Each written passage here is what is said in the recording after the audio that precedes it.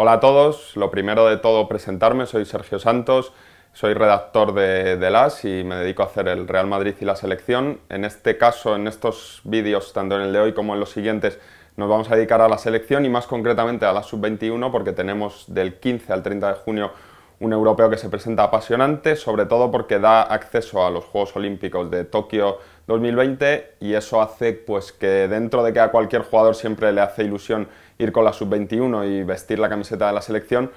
pues da un poquito más de emoción porque los Juegos es una oportunidad única. Entonces el objetivo es ir desgranando cada día a dos de los jugadores que van a estar en ese europeo, pero un poquito, como a casi todos ya les conocemos, pues ver un poquito su faceta más personal, aparte de también analizar cómo juega cada uno, pero detalles curiosos. Los dos primeros elegidos van a ser Rodrigo, jugador del Atlético de Madrid, y Mikel Merino, jugador de la Real Sociedad, que a priori van a ser los dos encargados de llevar la manija de la selección en el centro del campo, Rodrigo un poco más atrasado y Mikel Merino con llegada. Empezamos con Rodrigo, el jugador del Atlético, más allá de que todos le conocemos, sabemos el temporadón que está haciendo, es noticia las últimas semanas porque se habla de que le quiere media Europa, que su cláusula de 70 millones es muy asequible, pero aparte de ser un jugador excepcional por haber llegado tan pronto a destacar en un equipo tan importante como el Atlético de Madrid, también es muy especial fuera del campo porque él,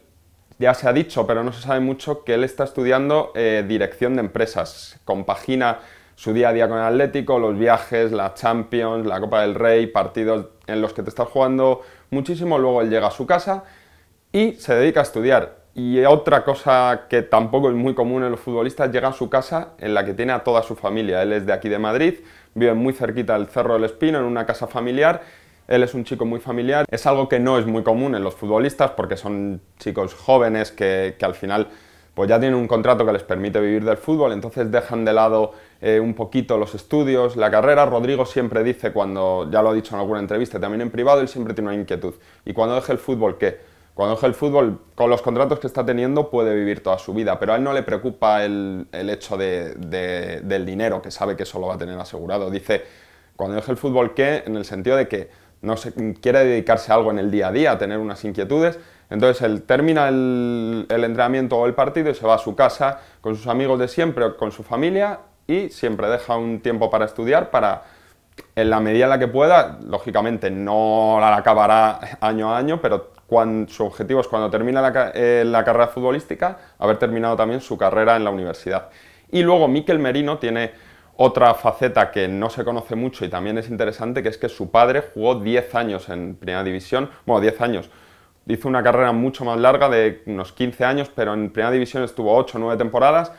y esa faceta le ayuda mucho en su día a día. Él siempre lo dice, igual que Rodrigo, a él le encanta terminar los partidos e irse a casa con su familia, hablar mucho con su padre. Él empezó en Osasuna, empezó muy jovencito y luego ha tenido dos etapas muy difíciles en su vida, porque fueron difíciles no en el sentido de pasarlo mal, pero en el sentido de tenerse que ir a Alemania a jugar en el Dortmund, tenerse que ir a Inglaterra a jugar en el Newcastle. Entonces esas dos etapas le han convertido en un jugador mucho más maduro y ahora lo estamos viendo en la Real Sociedad. Dos etapas en las que, sobre todo en el Dortmund, no jugó nada y parecía, muchos pensaban, Mikel Merino se ha estancado. En el Newcastle empezó jugando y luego también perdió el puesto. Parecía que esa proyección que él tenía como que se había estancado un poquito, pero el tiempo ha demostrado que ha vuelto a la Real Sociedad. Esas dos experiencias fuera le han servido para ser un jugador muchísimo más maduro y ahora los vamos a disfrutar a los dos en la selección. En lo futbolístico todos les conocemos, Rodrigo va a ser el ancla de la selección y yo siempre, cuando me preguntan por esta selección, pongo el ejemplo de hace unos años, en 2013, cuando Javi Martínez parecía prácticamente un hombre jugando entre niños. Pues yo creo que Rodrigo va a ser la misma sensación, es un jugador que ya es titular en la absoluta, es titular en el Atlético de Madrid, entonces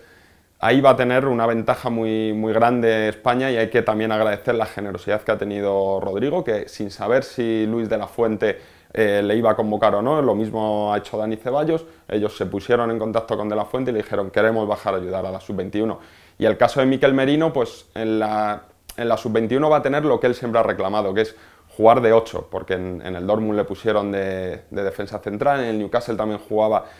un poquito más retrasado y a él le gusta ser un jugador, pues como en 2017 era Saúl, para poner un ejemplo, un jugador con llegada, con buen disparo, con buen remate de cabeza. Entonces he querido empezar por estos dos jugadores porque creo que su su historia en ambos casos no es muy común, el compaginar los estudios y el tener un padre futbolista que te pueda aconsejar, y sobre todo porque si en el europeo llegan bien Rodrigo y Mikel Merino, es muy extraño que España no consiga estar entre esos 4 primeros clasificados que dan acceso a los Juegos Olímpicos. Con esto me despido por hoy, pero estad atentos al YouTube de AS, porque la próxima semana tendremos 2 nuevos jugadores. Intentaré aportaros de cada jugador algún detalle curioso que no se sepa. La próxima semana los elegidos van a ser 2 jugadores que también conocéis bien, que son Dani Ceballos y Alfonso Pedraza, y durante estos días pues intentaré recopilar información curiosa que no sepáis de ellos para intentar daros algún detalle que no haya salido todavía publicado.